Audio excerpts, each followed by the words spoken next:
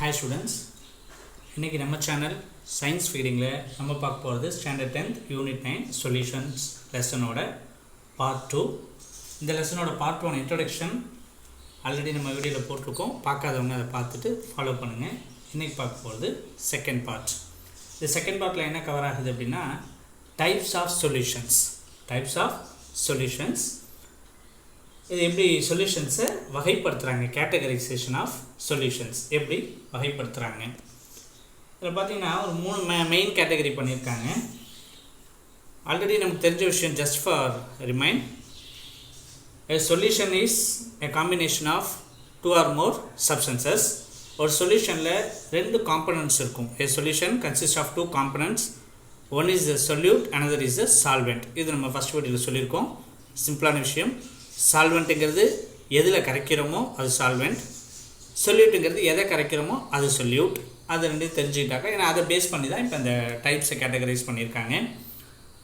சால்வெண்ட்டோட nature, சொல்யூட்டோட nature, நாம் எடுத்துக்கிற சொல்யூஷனில் solvent என்னவாக இருக்குது, சொல்யூட் என்னவாக இருக்குது அப்படிங்கிறத வச்சு சொல்யூஷன்ஸை டைப்ஸ் பண்ணியிருக்காங்க.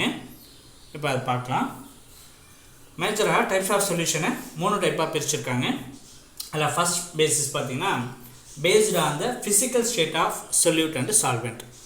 அந்த சொல்யூஷனில் இருக்க ப்ரெசென்ட் ஆகிருக்க சால்வெண்ட் அண்ட் சொல்யூட் என்ன ஃபிசிக்கல் ஸ்டேட்டில் இருக்குது, சாலிடாக, லிக்விடாக, கேஸாக அப்படிங்கிறத வச்சு ஃபஸ்ட்டு கேட்டகரைசேஷன் பண்ணியிருக்காங்க. பாருங்கள், சொல்யூட் என்ன ஃபிசிக்கல் ஸ்டேட், சால்வெண்ட் என்ன ஃபிசிக்கல் ஸ்டேட், அதுக்கு என்ன எக்ஸாம்பிள் அப்படிங்கிற மாதிரி டேப்லெட் காலமாக நம்ம புக்கில் கொடுத்துருக்காங்க. அப்போ சொல்யூட், சால்வெண்ட் ரெண்டுமே இந்த 3 ஃபிசிக்கல் ஸ்டேட்டில் மாறி மாறி இருக்கலாம். சாலிட், லிக்விட் அண்ட் கேஸ்ட்ரஸ் ஸ்டேட்டில் இருக்கலாம். அதில் ஃபஸ்ட் ஒன் சாலிட் சொல்யூஷன்ஸ். இதில் சால்வெண்ட் பார்த்தீங்கன்னா சாலிடாக இருக்கும். லிக்விட் சொல்யூஷன் அப்படின்னு பார்த்தீங்கன்னா சால்வெண்ட் லிக்விடாக இருக்கும். கேஸியஸ் சொல்யூஷன் பார்த்தீங்கன்னா சால்வெண்ட் கேஸாக இருக்கும். ஃபர்ஸ்ட் டைப் பார்ப்போம். Solid solution.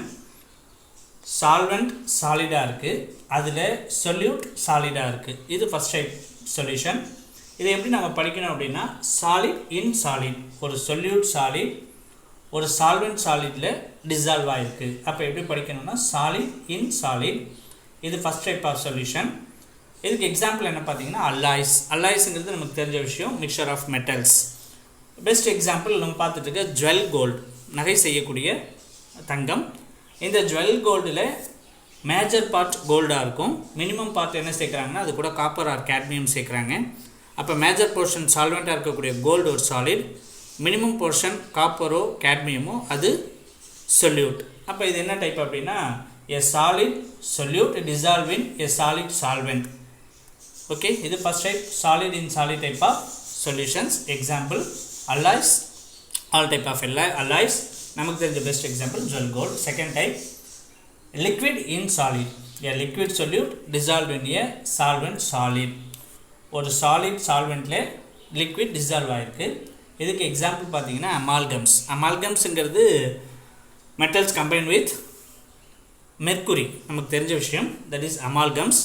இப்போ அதில் லிக்விட் சொல்யூட்டாக இருக்கும், சால்வெண்ட் சாலிடாக இருக்கும். இது second type. Second major category liquid solutions. Solid in liquid, லிக்விடில் சாலிட் டிசால்வ் ஆகிருக்கு, சாலிட் இன் லிக்விட்.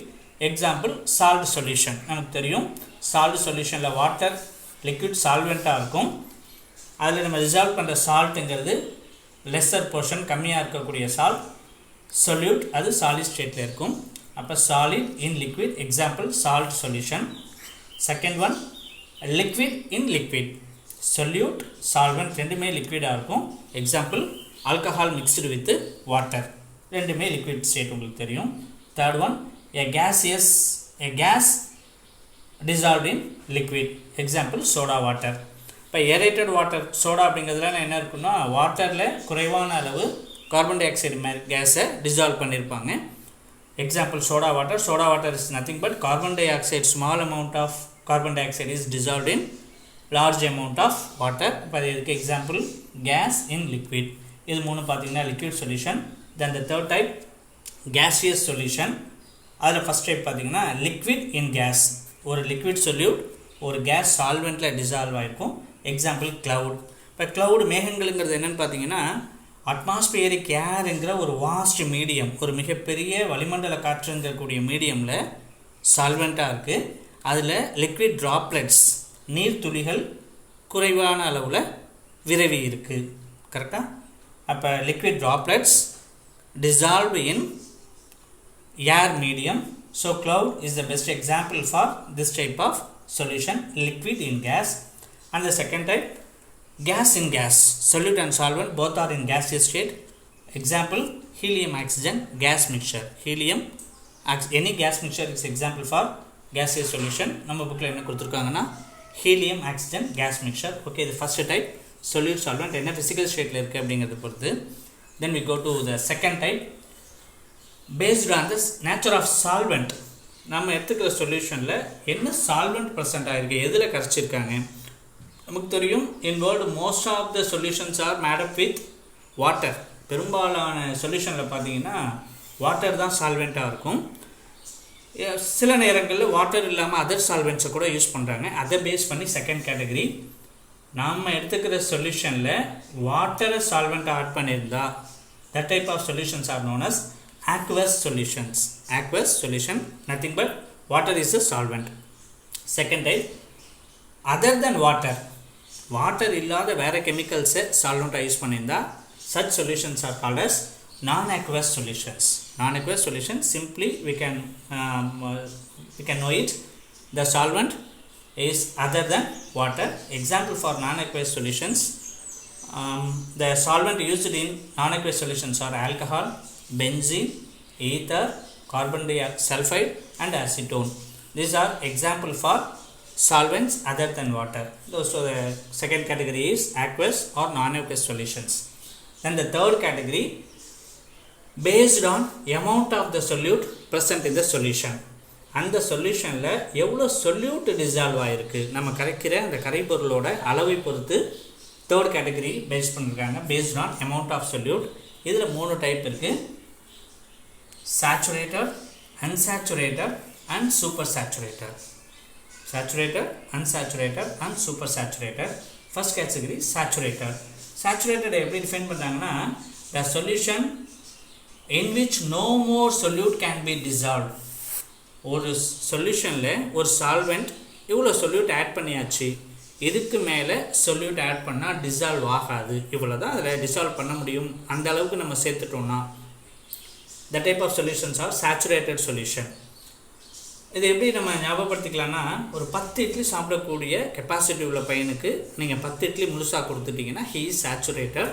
அப்போ அந்த type of solution saturated solution.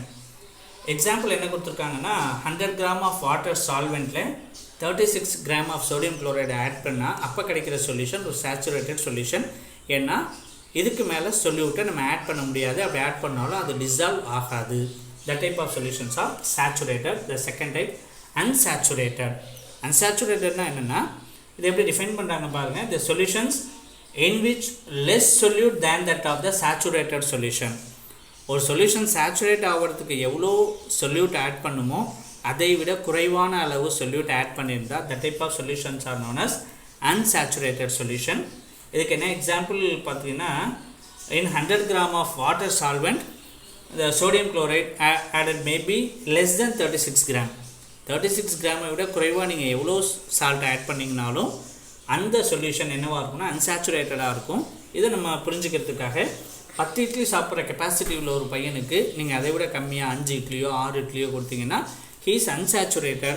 அப்போ அந்த மாதிரி இருக்கக்கூடிய சொல்யூஷன்ஸ்க்கு பேர் அன்சேச்சுரேட்டட். இன்னும் ஆட் பண்ணலாம், இன்னும் சொல்யூட்டை அதை டிசால்வ் பண்ணிக்கும் அப்படிங்கிற சொல்யூஷன்ஸ்க்கு பேர் unsaturated. Then the third type is super saturated solution. இது பார்த்தாலே உங்களுக்கு புரியும், the solution in which more solute than that of saturated solution. ஒரு சொல்யூஷன் சேச்சுரேட் ஆகிறதுக்கு எவ்வளோ சொல்யூட் ஆட் பண்ணுமோ அதை விட அதிகமான சொல்யூட் ஆட் பண்ணியிருந்தால் that type of solutions are defined as super saturated. எப்படி புரிஞ்சுக்கலாம், 10 இட்லி சாப்பிட்ற ஒரு பையனுக்கு நீங்கள் அதுக்கு மேலே அதிகமாக ஒரு 15 இட்லி கொடுத்துட்டிங்கன்னா he is super saturated state.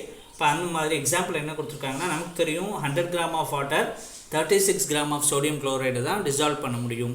அதுக்கு மேலே நீங்கள் 37 கிராமோ 40 கிராமோ கொடுத்தீங்கன்னா the solution become super saturated. So based on amount the solutions may be categorized as saturated, unsaturated and super saturated. எவ்வளோ இருக்கணுமோ அவ்வளோ இருந்தால் சேச்சுரேட்டட், எவ்வளோ இருக்கணுமோ அதை விட கம்மியாக சொல்லிட்டு இருந்தால் அன்சேச்சுரேட்டட், எவ்வளோ சொல்லிட்டு இருக்கணுமோ அதை விட அதிகமான அளவில் சொல்யூட் இருந்ததுன்னா அதுக்கு பேர் சூப்பர் சேச்சுரேட்டட் சொல்யூஷன். இது 3 டைப்ஸ்.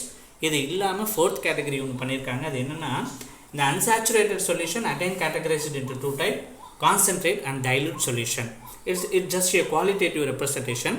அந்த சொல்யூஷன் சொல்யூட் பார்ட்டிகல்ஸ் அதிகமாக டிசால்வ் ஆயிருக்கா கம்மியாக இருக்கா அப்படின்னு சொல்லக்கூடிய ஒரு ப்ராப்பர்ட்டி, குவாலிட்டேட்டிவ் ரெப்ரசன்டேஷன் இந்த கான்சன்ட்ரேட் அண்ட் டைலூட் சொல்யூஷனுங்கிறது. இதில் கான்சன்ட்ரேட்டுங்கிறது என்னென்னா, the solution contain higher amount of solute.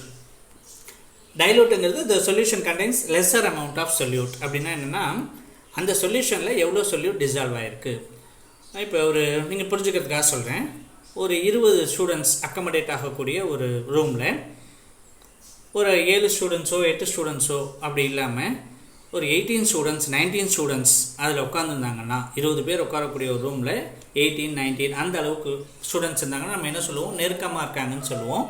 அதை நம்ம இங்கே என்ன யூஸ் பண்ணுறோம் அப்படின்னா கான்சன்ட்ரேட்டட். இதே 20 ஸ்டூடெண்ட்ஸ் உட்காரக்கூடிய ஒரு ரூமில் ஒரு 4 ஸ்டூடெண்ட்டோ 5 ஸ்டூடெண்ட்டோ உட்காந்துருந்தாங்கன்னா அவங்க எப்படி இருப்பாங்கன்னா ஸ்பேசியஸாக தனித்தனியாக உட்காந்துருப்பாங்க. அப்போ அங்கே நம்ம அதை என்ன சொல்கிறோம்னா டைலூட்டட். அது புரிஞ்சுக்க முடியுதுங்களா? இதை நம்ம புக்கில் எப்படி எக்ஸ்பிளைன் பண்ணுறாங்கன்னா, ஒரு 100 ml டீயில் ஒரு 6 ஸ்கூப் இல்லாட்டி 6 ஸ்பூன் சுகர் நீங்கள் ஆட் பண்ணியிருந்தீங்கன்னா அப்போ அந்த சொல்யூட் பார்ட்டிகல்ஸ் ரொம்ப நெருக்கமாக இருக்கும். அதை கான்சன்ட்ரேட்டட் சொல்யூஷன் சொல்கிறோம். அதே 100 ml டீயில் நீங்கள் ஒரு 1 or 2 ஸ்கூப்ஸ் மட்டும்தான் 1 or 2 ஸ்பூன்ஸ் மட்டும் சுகர் ஆட் பண்ணிங்கன்னா அப்போ அந்த சுகர் பார்ட்டிகல்ஸ் ரொம்ப ஃப்ரீயாக அதில் டிசால்வ் ஆகிருக்கும். அப்போ அதுக்கு என்ன பேர் சொல்கிறோன்னா டைலூட் சொல்யூஷன்ஸ் அப்படின்னு சொல்கிறோம். புரிஞ்சுக்க முடியுது? அது நெருக்கமாக இருக்கா சொல்யூட் பார்ட்டிகல்ஸ், விலகி தனித்தனியாக இருக்கா அப்படிங்கிறத வச்சு கான்சன்ட்ரேட்டட் சொல்யூஷனாக டைலூட் சொல்யூஷனாக சொல்கிறோம். It is a topic come under the category unsaturated solution. இதான் இப்போ all type of solution. Okay. First type based on the physical state, solute solvent ரெண்டும் என்ன physical stateல இருக்குது, சாலிடா லிக்விடா gaseous stateங்கிறது. Second type based on the solvent, aqueous or water dissolve பண்ணியிருக்காங்களா இல்லை other than water, aqueous or non-aqueous. and the third category அதில் இருக்கக்கூடிய amount of solute பொறுத்து சேச்சுரேட்டடா அன்சேச்சுரேட்டடா சூப்பர் சேச்சுரேட்டடா. இது இல்லாமல் 4th கேட்டகரி ஒன்று இருக்குது, கான்சன்ட்ரேட்டட் சொல்யூஷனா இல்லை டைலூட் சொல்யூஷனா. இந்த சார்ட்டை நீங்கள் அப்சர்வ் பண்ணிங்கன்னா உங்களால் you can answer for any type of question, maybe 1 mark 2 mark 4 mark or 7 mark in any sort of examinations. it may be competitive examinations. இதுலேருந்து அது மாதிரி எந்த கொஸ்டின் வேணால் வரத்துக்கு வாய்ப்பு இருக்குது. அதனால் இந்த சார்ட்டை நீங்கள் முடிஞ்ச வரைக்கும் அப்சர்வ் பண்ணுறதுக்கு முயற்சி பண்ணுங்கள், கிராஷ் பண்ணுங்கள். மறுபடியும் நம்ம வீடியோ பார்க்கும்போது உங்களுக்கு இந்த விஷயம் ஈஸியாக அப்சர்வ் ஆகிடும். ஓகே ஸ்டூடெண்ட்ஸ், ஏற்கனவே நம்ம சேனலை நீங்கள் பார்த்துட்ருக்கீங்க. இந்த வீடியோ உங்களுக்கு இப்போ புரிஞ்சிருந்ததுன்னா உங்கள் ஃப்ரெண்ட்ஸ்க்கு ஷேர் பண்ணுங்கள். ஏதாவது டவுட் இருந்ததுன்னா கமெண்ட் செக்ஷனில் கொடுங்க, கண்டிப்பாக ஆன்சர் பண்ணுறேன் நான். தேங்க்யூ ஃபார் வாட்சிங் வீடியோ.